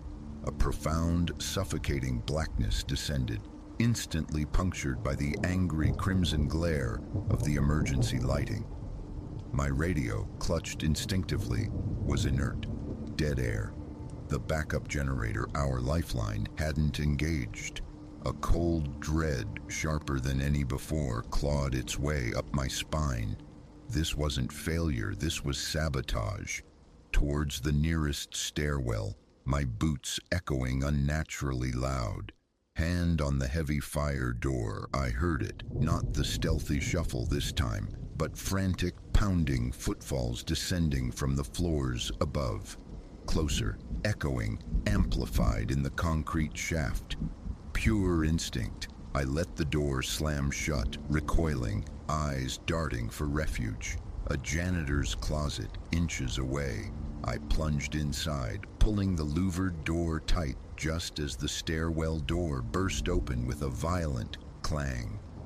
Through the dusty slats, bathed in hellish red light, a shape materialized, gaunt, skeletal almost, draped in ill-fitting clothes, a collage of office cast-offs, a cavernous suit jacket, trousers of conflicting patterns, shoes gaping at the soles. Matted hair framed a face I couldn't discern. He moved with a twitching, bird-like velocity, head snapping side to side, paranoia radiating from him like heat. In one hand, he gripped a crude spear, a snapped broom handle, its end wickedly sharpened. He swept past my hiding place. I ceased breathing, my heart a frantic drum against my ribs. He paused, a flicker of hesitation. Had he heard? Seen? Then he lurched onward, swallowed by the corridor's red-tinged gloom. Minutes stretched into an eternity before I dared emerge. The hallway pulsed silently under the emergency lights. Back in the security hub, confirmation. The backup systems deliberately bypassed. The cabinet holding spare radios gaped empty. Our phantom had orchestrated this blackout, isolating us. But to what end? As the question formed, a resonant crash echoed from far above, followed by the unmistakable tinkle of shattering glass. He was active, destructive. Whatever specter haunted these halls, I couldn't let it run rampant. Flashlight my only shield, a knot of fear tightening in my gut. I ascended into the echoing darkness. 40 floors up, the sounds resolved, frantic shuffling, the scrape of wood on wood emanating from the executive suite. The CEO's door, slightly ajar, leaked a sliver of frantic light. Muffled curses mingled with the noise of ransacked drawers. Taking a breath that felt scraped raw, I shoved the heavy door inward. He was there, a hunched silhouette against the far windows, tearing through files on the massive mahogany desk. My flashlight beam pinned him. His head snapped up, eyes wide, feral, reflecting the light like a cornered animal's. "It ends now," my voice surprisingly steady. "Police are coming. Come with me." For a heartbeat, stillness. Then, with startling agility, he vaulted the desk, a ragged wraith launching himself at me. My flashlight swung on reflex, a heavy arc connecting with his temple. A choked cry. He staggered, momentarily stunned, giving me the fraction of a second needed to sidestep. He slammed into the doorframe, a howl mixing pain and pure fury.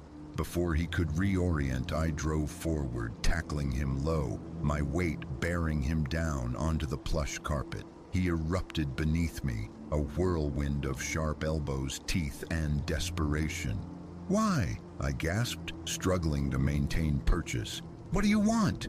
He bucked, spitting the words, "They stole it all. My work, my life. I'm just taking back what's mine." Just then, the distant rising wail of sirens sliced through the night. Rescue. He heard it too. A final convulsive surge of adrenaline-fueled strength broke my hold. He scrambled free, darting into the corridor.